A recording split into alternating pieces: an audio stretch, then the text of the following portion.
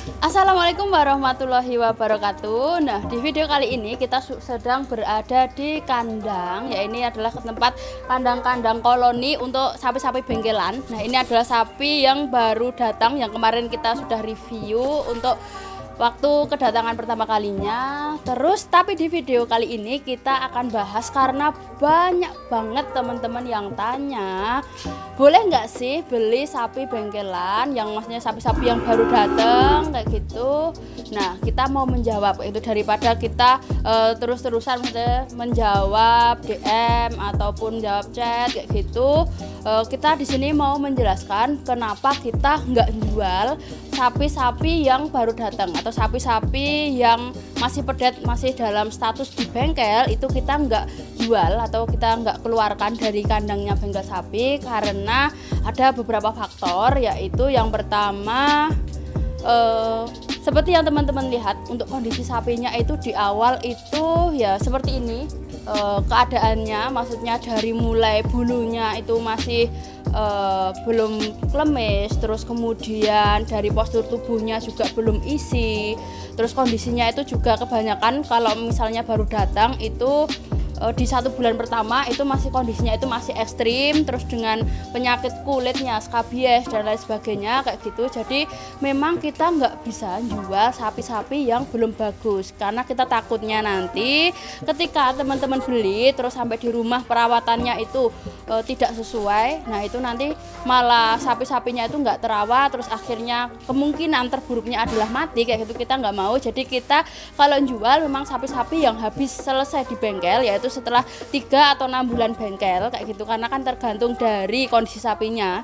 Biasanya di sini itu bengkel itu sekitar 3 sampai 6 bulan, yaitu kalau kondisi sapinya itu sudah dari awal datang itu kondisinya nggak terlalu ekstrim, itu biasanya 3 bulan itu biasanya kita sudah bisa jual.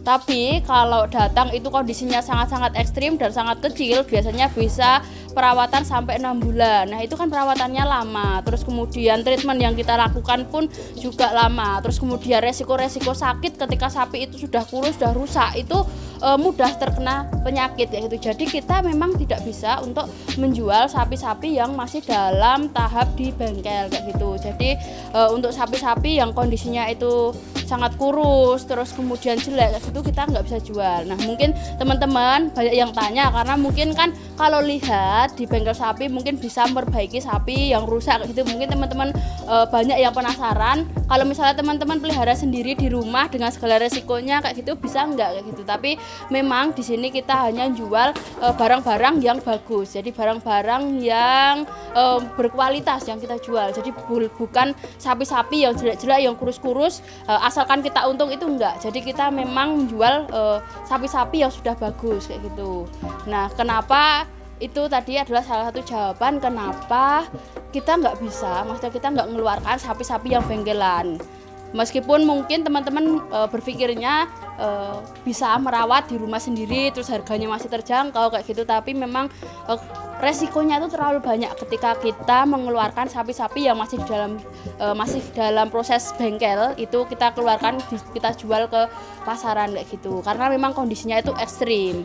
Nah, dan perawatan di sini pun antara satu sapi dengan sapi yang lainnya itu selalu kita beri treatment yang berbeda-beda. Jadi itu yang membuat kita itu nggak jual untuk sapi-sapi bengkelan. Jadi memang nggak hanya kita beri makan terus kemudian kita beri booster, kita beri SBB kayak gitu, enggak. Jadi memang perawatannya itu, teknologi pakan yang kita gunakan itu berbeda sapi juga berbeda treatment kayak gitu. Kalau memang dengan pakan yang ada terus kemudian kita sudah tambahkan booster, tambahkan SBB itu belum bagus, nanti kita pun juga pasti akan ada tambahan-tambahan pakan yang lainnya kayak gitu. Jadi memang untuk membengkel ini memang perlu teknologi. Jadi kita kenapa kita nggak jual sapi-sapi yang belum siap untuk kita pasarkan kayak gitu. Maksudnya sapi-sapi yang masih bengkelan kita nggak jual. Terus kemudian untuk sapi-sapi yang sudah siap untuk bengkel itu silahkan dilihat perbedaannya. Nah, kita akan masuk ke kandang yang paling ujung, itu adalah kelompok kandang sapi-sapi yang sudah siap untuk jual.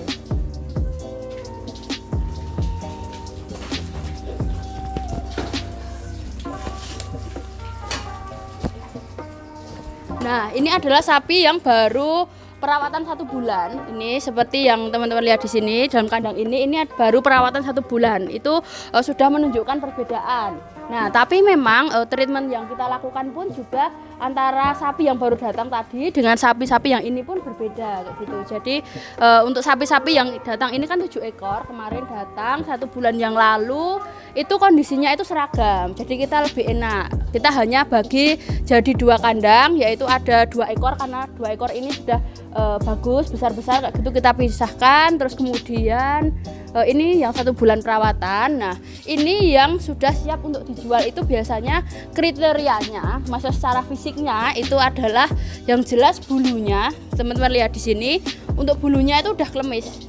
Bulunya udah klemis, terus kemudian mengkilap kayak gini. Terus kemudian sapi-sapinya itu juga sudah berisi. Jadi kalau dijual itu udah layak.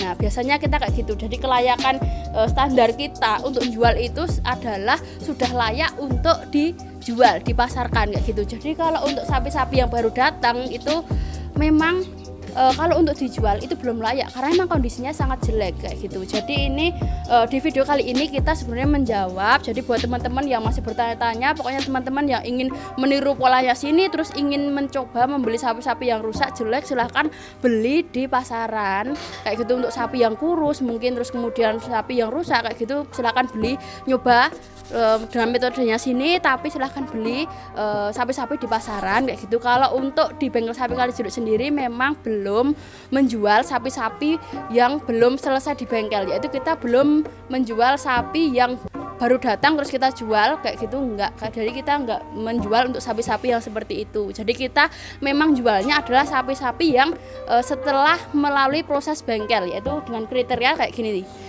kondisinya sudah bagus dan layak untuk dijual.